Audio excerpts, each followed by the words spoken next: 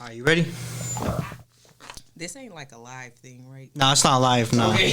It's all pre-recorded. No. Okay. All right. 3, 2, 1. All right, y'all. Welcome back to the show. Once again, we got another extra special guest right here. Long time coming, long overdue. Real quick for the people, you want to introduce yourself to the people? What's up, everybody? You already know who the fuck it is. I go by the name of DropzoneTiff, the biggest feature killer. You hear me? Yeah, that part. All right. So before we get into it, let's talk about that. DropzoneTiff. What does that name mean? Drop Zone. Why'd you choose that to be your name? Well, really, I got that moniker from my brother. He passed away. They called him Drop the Gunner, so he kind of gave me that. So I just ran with it. And then the feature killer part. What does that mean? Oh, I earned that. I earned that. You know what I'm saying? You know, that's something I can't really speak on that. You just, you know, that's like it speaks for itself. You feel me? Like it ain't one I ain't killed yet. You feel me? Like I walked them motherfuckers out like a dog. So you know, that's just what it is. The feature killer. You know. Yeah. Okay. So I mean, yeah. So let's get into it then. So let's start at the beginning. I want to like cover how you came up with rap in the first place. So, where in Oakland did you grow up? So I grew up in the 50s for real. Like my auntie, she stayed in this apartment for hella years, like hella fucking years on 57th and Bancroft. So I used to be right there for real, for real. That's where we was really thugging when I was like teenage, young adult type shit. And then when I got like deeper into my teens, closer to adulthood, I was on 9-6 in Plymouth for real. Okay, so you kind of grew up going back and forth type of thing. I was a runaway shit. I was on 9-6 trapping for real. Then I found a little I like, so you know I wasn't going nowhere after that. I was stuck. So what were your earliest memories of just seeing like people? Because of course Oakland's always been like a rap hub. It's been like a bunch of rappers coming out of Oakland. But do you remember your first memory of just seeing people rapping in Oakland? People coming up? Shit. Honestly, it's funny because shit. Jay Stalin is kind of one of the ones that we kind of watched from hella young, just like you know doing his music, selling shit out his trunk, doing this, doing that. Like he was the first person that I can say that in close proximity I watched do that shit and really just come up like the first person at least. So him for sure.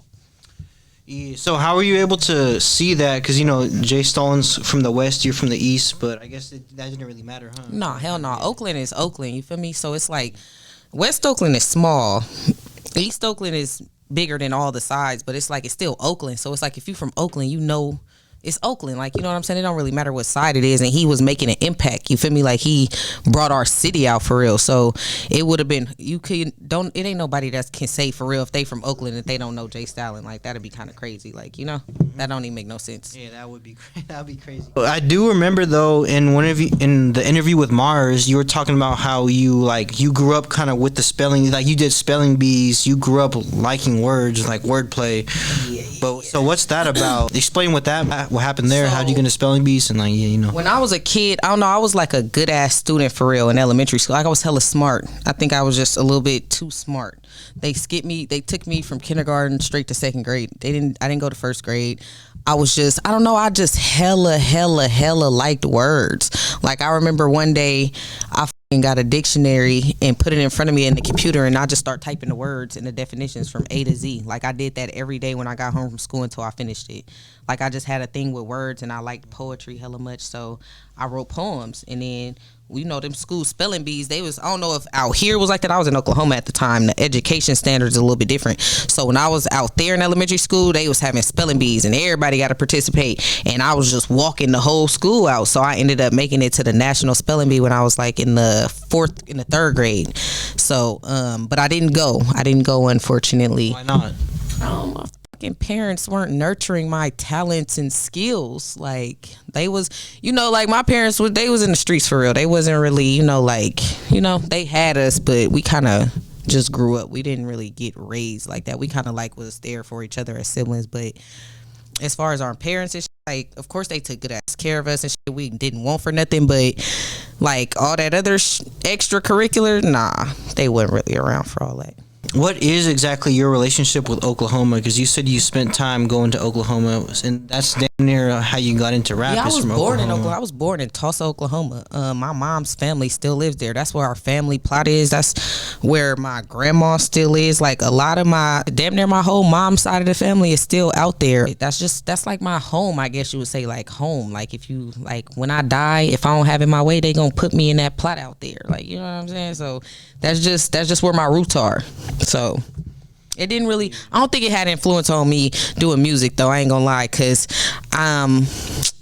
yeah, nah, hell nah. Cause I was gone. I've been gone from out there when I first started getting interested in music and shit. But I mean, it influenced my, you feel me, thought process, I guess you could say, because it definitely is different out there than it is out here. So I kind of got a mixture of that type of lifestyle, this type of lifestyle, that bounce, our swag, like it kind of like come together. So that's how it influenced my music for real. Cause I hear people tell me like my New York, they be like, you sound like you from Cali, but you got that southern bounce to you, like it's strained. I be like, oh, okay, whatever, you know. So I guess it worked out.